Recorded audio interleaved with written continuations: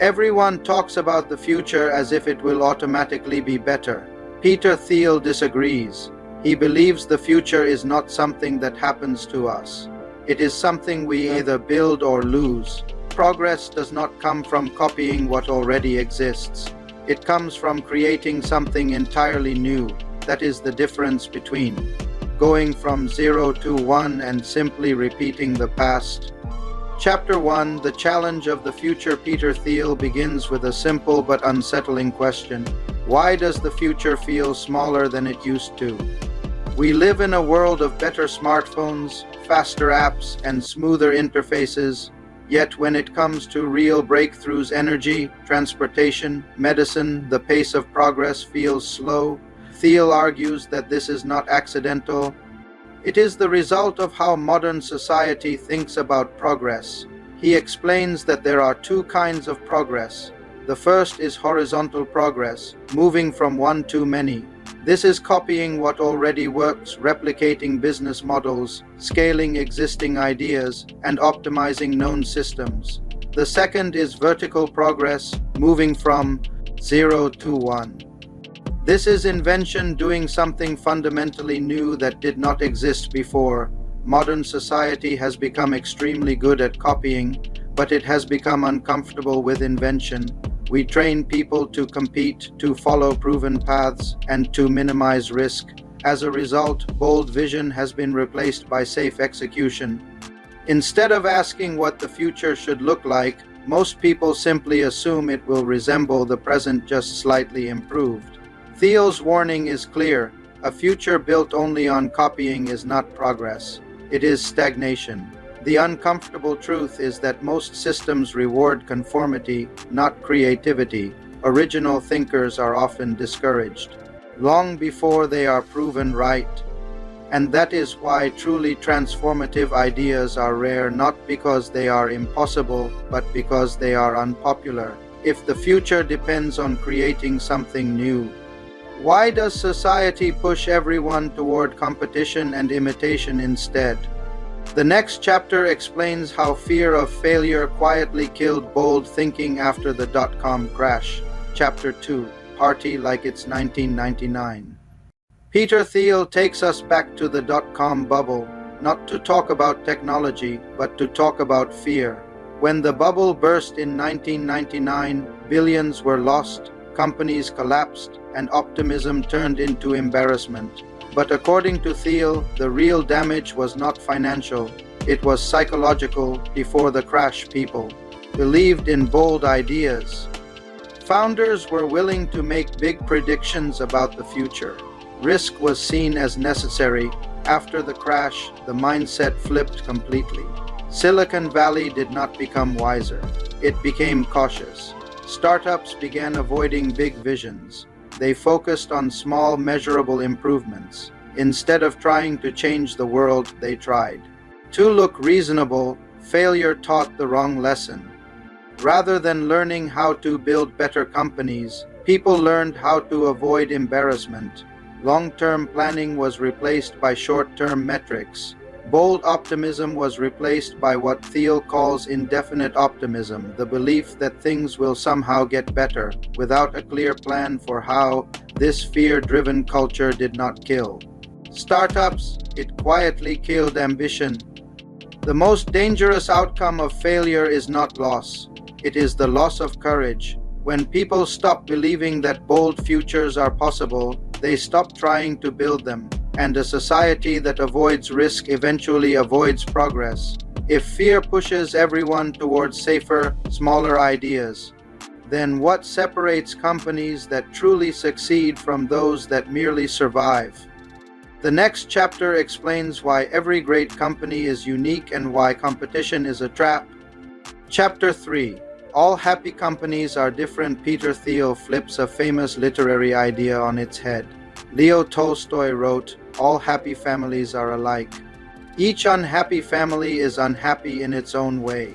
In business, Thiel argues, the opposite is true. Most failed companies are alike. They compete fiercely, they imitate, they fight for scraps in crowded markets. They get lost in the noise and never stand out. Successful companies, on the other hand, are all unique. Each one solves a problem in a way that no one else can replicate. This is what allows them to escape competition and achieve monopoly-level success. Thiel emphasizes that a monopoly is not evil, it is the natural reward for doing something so well that no alternative exists. Monopolies innovate, they create value, and they protect their ideas. They are insulated from the endless grinding of competitive markets, which forces most businesses to be average at best. Competition does not make you stronger, it makes you smaller, weaker, and exhausted. Creating something unique is the only path to real success. Society glorifies competition as a virtue, but Thiel turns that idea on its head. Chasing competition traps you in a race where nobody truly wins. The real power lies in escaping the race entirely by creating something inimitable. If uniqueness is the key to domination, why does society insist that everyone should compete instead of innovate? The next chapter, The Ideology of Competition, will expose why our cultural obsession with rivalry is a dangerous myth. Chapter 4. The Ideology of Competition. Peter Thiel dives into one of the most pervasive myths in business. Competition is good. From schools to careers to corporations, we are taught that we must always compete harder, measure ourselves against others, and outdo the competition at all costs. But in reality, this obsession with rivalry is not strategy, it is ideology. Competition forces companies to imitate rather than innovate. When you are constantly watching what others do, your focus shifts from creating value to beating rivals. Margins shrink, stress rises, and originality dies. Thiel argues that the healthiest, most enduring companies are those that ignore competition entirely. Instead of asking how to beat others, they ask, what should exist in the world that doesn't exist yet? By rejecting the ideological chains of competition, companies can create new markets, dominate categories, and capture lasting value. Most people believe that competing makes you better. Thiel exposes the uncomfortable truth. It does not. Competition makes you average, reactive, and vulnerable, while avoiding it entirely is the only way to achieve exceptional results. If competition is a trap and innovation requires escaping it, then what type of companies actually dominate for decades? The next chapter, Last Mover Advantage, reveals why being first is overrated and being last can secure everything. Chapter 5, Last Mover Advantage. Peter Thiel challenges the conventional obsession with being first. The popular myth of the first mover advantage suggests that the first company in a market automatically wins. Thiel calls this idea misleading. Being first only matters if you can build something that lasts. Many early entrants fail because they focus on speed instead of durability, hype instead of foundation. The real winners are the last movers, the companies that arrive with a well-thought-out product, a durable market position, and a monopoly in their category. Examples like Google and Facebook illustrate this clearly. Neither was the first in their field, yet both created lasting dominance. The last mover advantage relies on building network effects that strengthen over time, brand recognition that outlasts competitors, systems and infrastructure that scale efficiently. Speed without foresight is meaningless. Endurance, focus, and strategic execution determine who actually wins the long game. The uncomfortable truth is that the startup culture glorifies speed and hustle while ignoring the importance of foundations. Many founders chase being first and end up as footnotes in someone else's story. Vision, not speed, separates winners from the rest. If being last is the real advantage, then what determines whether you succeed or fail when you finally build your product? The next chapter, You Are Not a Lottery Ticket, explores why luck is not the reason some succeed while most fail. Chapter 6, You Are Not a Lottery Ticket. Peter Thiel confronts one of the most common illusions about success, the belief that it is largely a matter of luck. Many people assume that life and business are random, leaving outcomes to chance. Thiel calls this mindset dangerous. He introduces the concept of definite optimism versus indefinite optimism. Indefinite optimism is the belief that the future will improve, but without a clear plan. It is passive hope. Definite optimism is the conviction that the future can be shaped through careful planning, deliberate action, and bold vision. Successful founders embrace definite optimism. They do not wait for luck, they design their companies and their markets. Thiel warns that relying on chance is a license for inaction. Believing in randomness prevents people from taking responsibility for shaping the future. The chapter is a wake-up call. The difference between extraordinary success and mediocrity is intentionality, not fortune.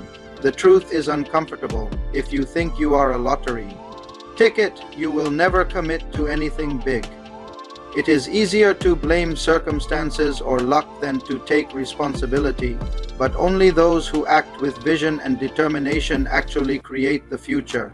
If success is not luck, then where should you focus your energy to uncover opportunities that are real, scalable, and profitable? The next chapter, Follow the Money, shows how financial reality separates real businesses from illusions. Chapter 7, Follow the Money. Peter Thiel challenges the tendency to confuse hype with real value. Many startups chase popularity, media attention, or user growth, believing these are the marks of a successful business. Thiel warns that these are illusions. The true test of a company is profitability. Revenue and growth are important, but sustainable profit reveals whether a business actually works. Margins matter. They are the evidence that your product creates genuine value, that people are willing to pay for it, and that the company can survive and scale. He explains that chasing the wrong metrics like vanity numbers or attention leads to fragile startups. Startups that cannot make money are not businesses. They are just stories. Money is not evil. It is truth in a tangible form, a reflection of whether your idea solves a real problem. Thiel emphasizes that founders must focus on building durable companies, not chasing temporary buzz. Here is the uncomfortable reality. If you ignore profits, you are essentially gambling with your company's future. Many visionary ideas fail not because they are bad, but because they cannot convert attention into financial sustainability. Real success requires both vision and measurable economic impact. If profit exposes reality, then where do the most valuable, overlooked opportunities hide before anyone recognizes their potential? The next chapter, Secrets, explains how hidden truths create massive value for those willing to find them. Chapter 8, Secrets. Peter Thiel pivots to one of the most provocative ideas in the book. The world still contains secrets, important truths that very few people see or believe. Every great business, he argues, is built on a secret. A secret is not just something hidden. It is a truth that challenges conventional wisdom. If everyone recognized its value, competition would destroy it. The rare companies that discover secrets have the opportunity to create immense, lasting value. Finding a secret requires independent thinking. It requires seeing what others overlook and acting against popular assumptions. Thiel warns that most people fail precisely because they look for ideas that are widely accepted as correct. Original thinkers often look foolish at first, dismissed by the crowd until their vision proves undeniable. The chapter is a call to courage. The path to extraordinary success is often lonely and counterintuitive. The uncomfortable truth is that agreeing with the majority almost guarantees mediocrity. To find a secret, you must be willing to think differently, to act boldly, and to risk criticism. Innovation is rarely safe, and history favors those who reject conformity. If secrets create enormous value, then how do you build a company capable of uncovering, protecting, and scaling that secret? The next chapter, Foundations, explains why the earliest decisions are critical to a company's success and longevity. Chapter 9, Foundations, Peter Thiel emphasizes that the first decisions a company makes are critical, often determining whether it succeeds or fails. Foundations matter more than ideas alone. A startup is fragile in its earliest days. Decisions about team composition, company culture, equity distribution, and mission set the trajectory for everything that follows. A brilliant product cannot overcome a weak foundation. Thiel explains that early alignment on vision and purpose is essential. Founders must ask themselves, who are we building this company for? What problem are we solving that no one else can? Who belongs on this team and who doesn't? A well-built foundation provides stability, focus, and clarity. Without it, even the most promising venture risks collapse under pressure. The uncomfortable reality is that many founders focus on funding, features, or growth while ignoring what really matters, the structural and cultural DNA of the company. A startup is like a house. If the foundation is weak, it does not matter how beautiful the walls are. If foundations determine long-term success, then how do you structure a team and culture that can scale without losing the essence of the vision? The next chapter, The Mechanics of Mafia, explains why company culture and a tight-knit team are the secret weapons of extraordinary startups. Chapter 10, The Mechanics of Mafia. Peter Thiel dives deep into what makes startups succeed beyond ideas and funding. Team culture. He calls it the mafia principle, not in the criminal sense, but in the sense of a tight-knit, mission-driven group that moves as one. Thiel argues that culture is not a byproduct. It is a strategic advantage. A strong company culture aligns incentives, strengthens loyalty, and ensures that every team member is committed to the vision. In startups, where the margin for error is razor thin, this alignment can make the difference between success and failure. The most successful companies, from PayPal to Google, have a culture that feels almost tribal. Everyone knows the mission, everyone shares the stakes, and everyone works toward a common purpose. It is this cohesion that allows companies to execute rapidly, innovate consistently, and survive challenges that would break less aligned teams. The uncomfortable truth is that culture cannot be faked. Many founders underestimate it, thinking product and funding are enough. But without a real mafia, a deeply committed, tightly connected team, no amount of strategy or capital can save a company from collapse. If culture is this critical, then how do you balance recruiting the right people without creating groupthink? The next chapter, If You Build It, Will They Come?, explores the hidden dynamics of sales, distribution, and market adoption that most startups overlook. Chapter 11, If You Build It, Will They Come? Peter Thiel confronts a common founder misconception: building a great product is not enough. Many entrepreneurs assume that if the product is innovative and valuable, customers will automatically find it. Thiel warns that distribution is as important as product. Without a clear strategy to reach your market, even the most brilliant ideas fail to scale. Startups must think deliberately about sales, marketing, partnerships, and channels of growth. He emphasizes that the tech world glorifies product development while undervaluing go-to-market strategies. A company that cannot sell, distribute, and communicate its value will never achieve monopoly-level dominance. Thiel also highlights that great founders integrate product and distribution from day one.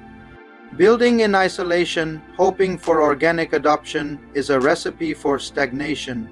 The uncomfortable reality is that most founders are product-focused dreamers who ignore the mechanics of growth. Thiel forces us to see that vision alone is insufficient. Execution, adoption, and reach are what turn ideas into market power, if even the best ideas fail without proper distribution.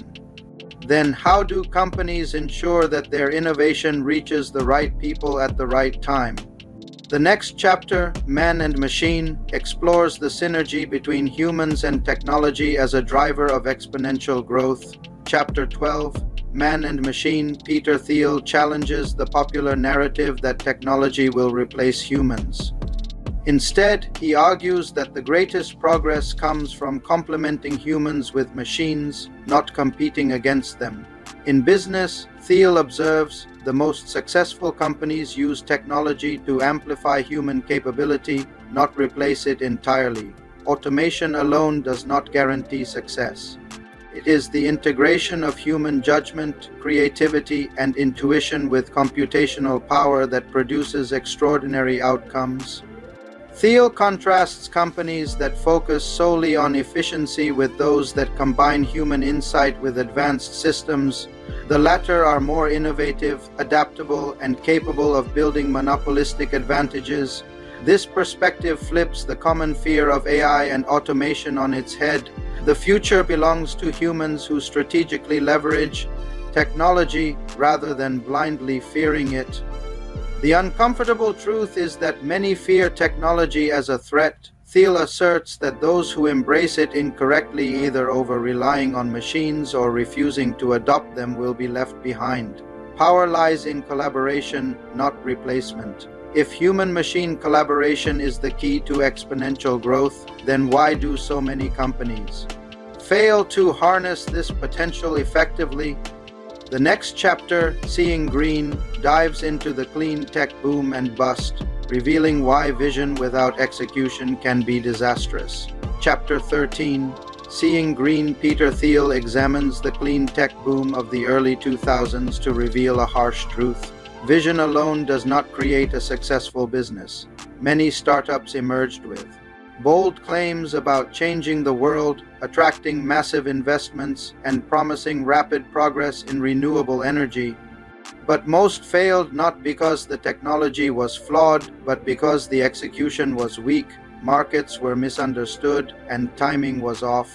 Thiel argues that having a mission-driven vision is critical, but without a clear plan, disciplined execution, and a sustainable business model, vision becomes a liability. He warns entrepreneurs not to mistake good intentions for operational competence. The lesson is clear. Building the future requires both ambition and meticulous execution.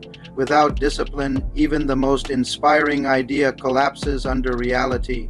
The uncomfortable truth is that society often glorifies startups for their ideals while ignoring the hard work of building lasting companies. Many founders focus on being visionary heroes, but execution separates the winners from the dreamers. If vision without execution is dangerous, then how do founders ensure that their ambitious ideas survive the real-world pressures of market, timing, and resources? The next chapter, The Founder's Paradox, explores the complex personalities behind transformative companies and why they are both brilliant and challenging. Chapter 14, The Founder's Paradox.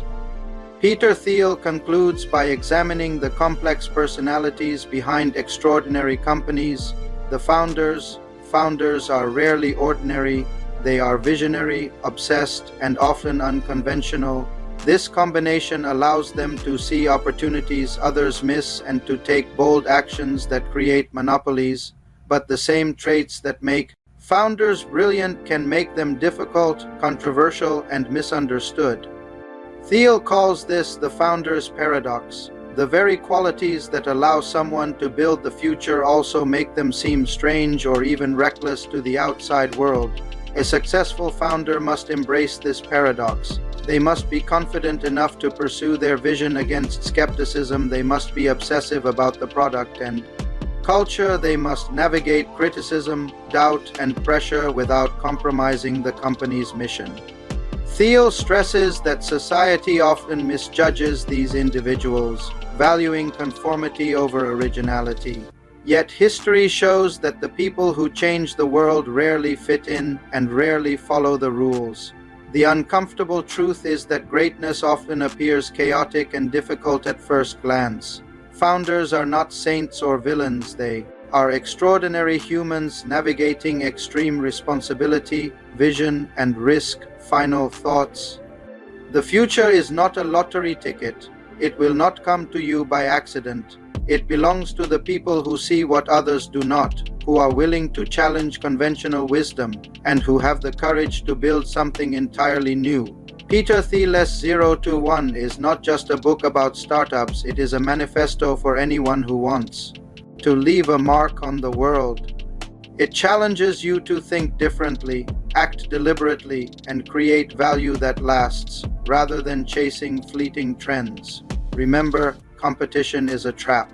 Create something unique. Secrets are everywhere. Find the ones no one else sees. Founders are paradoxes. Embrace your own boldness and contradictions. The question is no longer whether you can succeed. The question is, are you willing to do what it takes to create the future? If this book inspired you to think differently, then take action now. Don't wait for opportunity to knock. Build it yourself. Start today and go from 0 to 1. Comment below. Which secret or idea from this summary will you act on first? Share this video with someone who wants to create, not compete. Your future isn't written yet, it's waiting for you to create it.